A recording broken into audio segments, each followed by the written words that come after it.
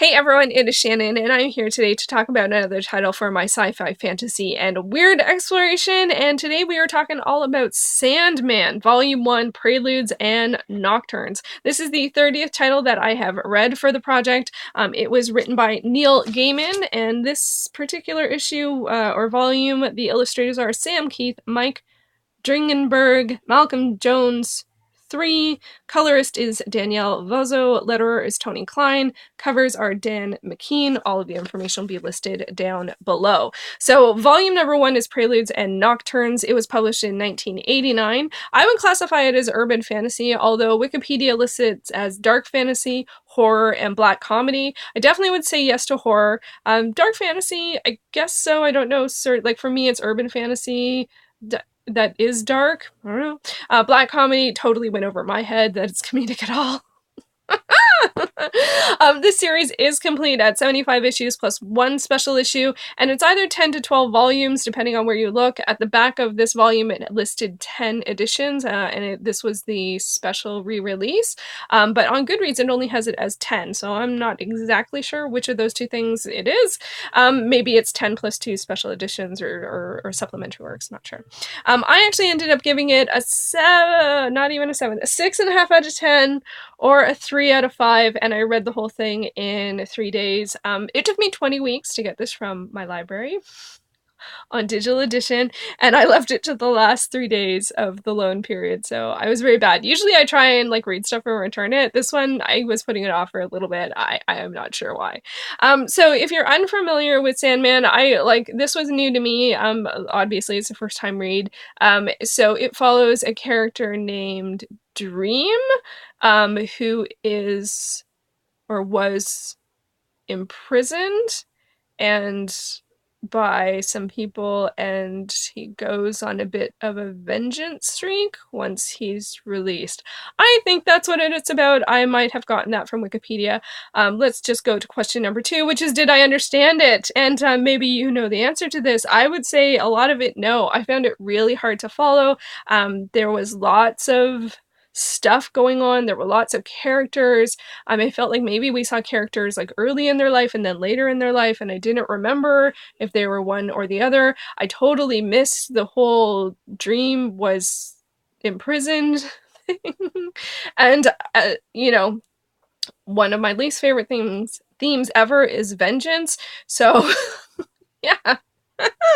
I will say, in this bind-up, the last volume, the last issue, totally felt different. I understood everything that was going on, the characters, the plots. It was clever. I enjoyed the characters. It was a different perspective, not different, it was different people. It just felt so very, very different, and everything that led up to that felt very dark. There was lots of text. There was lots of panels. It reminded me a bit of Hellblazer. The Hellblazers that I've read, I think they're around the same time, and so, which sometimes I have a hard time following because there's just so much going on. But the last one in this, which introduced a new character, I quite enjoyed that one, and it felt very different from everything in lead up to that. So it was a bit of a weird tonal change, but that last one I understood no problem. The rest of them, it was a bit fuzzy, it was a bit foggy. I was a bit not getting it when I read the thing on either on Goodreads or Wikipedia. I was like, oh, so that's what it's about. Yay. This is part of explorations. Part of explorations is that you're not necessarily going to understand everything, and I have no problem with that. I have no problem admitting it. Sure, I feel a little it's a little embarrassing to be like, I read this graphic novel and I didn't really understand it, but it is the truth and it's part of the experiment, so we're just gonna roll with it. My next question is, did I enjoy it? And given that I gave it 6.5 out of 10, I would say no. For me, I didn't enjoy it that much. As I already have said, that the theme of vengeance is probably my least favorite ever. I just don't like it. I feel like it's a really awful motivation. It's a horrible place to be. I'm not unsympathetic through people that have gone through horrible things, but vengeance just feels like it's a cycle of violence that will never end, and so it's not something that I tend to enjoy in storytelling styles. I didn't love the art. I was a little surprised at that. It was very full, and I don't know if it's just of the time that's what a lot looked like. As I mentioned, it reminded me a bit of Hellblazer, which I enjoy, but it always has much more sociopolitical commentary than I expect. But one thing that I was surprised about about this is that so many people talk about it from the expectation. Oh, let's just jump into the next question, which is what it was. Was it what I expected? And I would say no.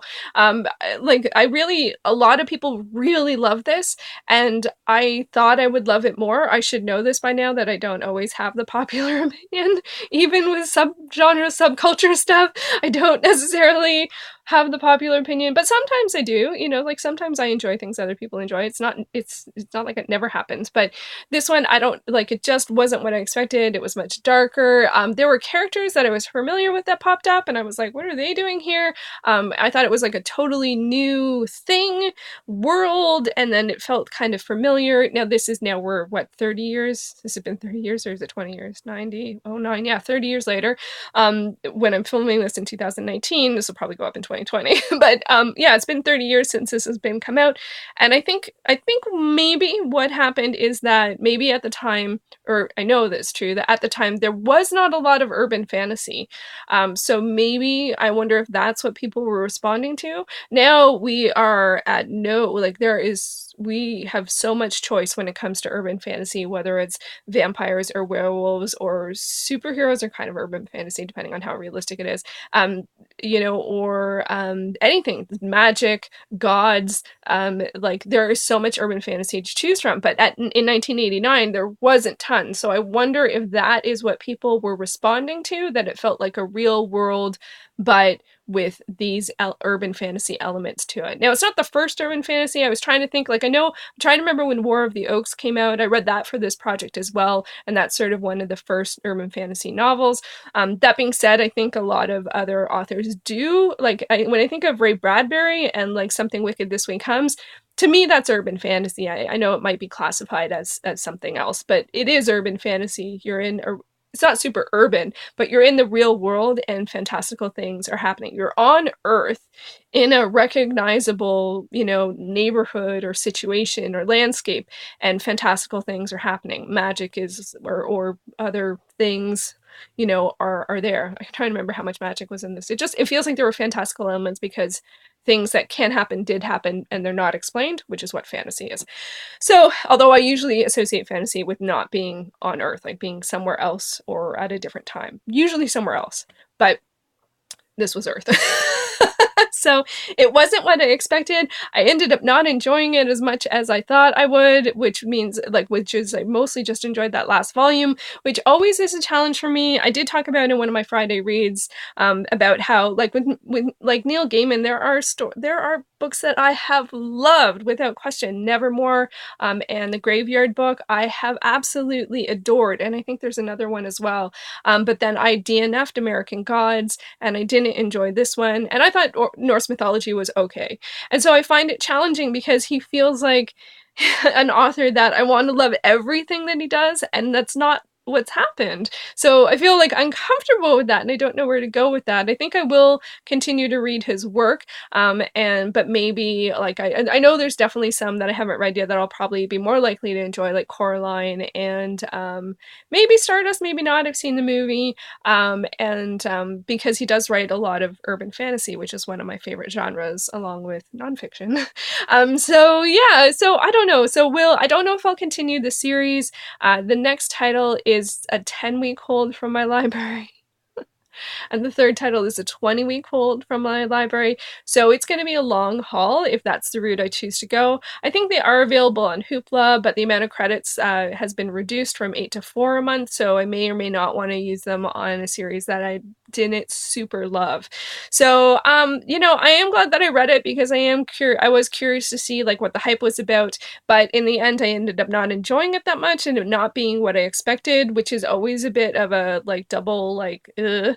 But I would love to hear if you have read Sandman. What is it about it you like? And also, when did you read it? Did you read it at the time of release, or have you come to it recently?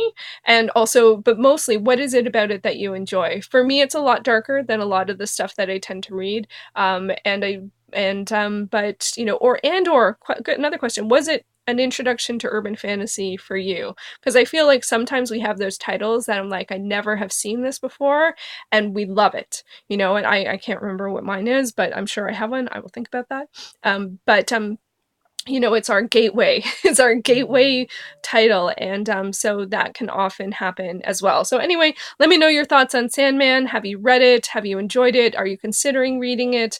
I think it's one of the very few graphic works that's on the Sci-Fi Fantasy and Weird list. I imagine Watchmen, it's on there, but I read that years ago. Yeah, so it was kind of like a nice win that it ended up being something that I could tick box. Hey, I love the tick boxes. But I don't know if I'll continue. I guess I have 10 weeks to decide whether or not I am going to continue the series. So there you go. Thank you so much for watching, and I will see you again in another video. Take care.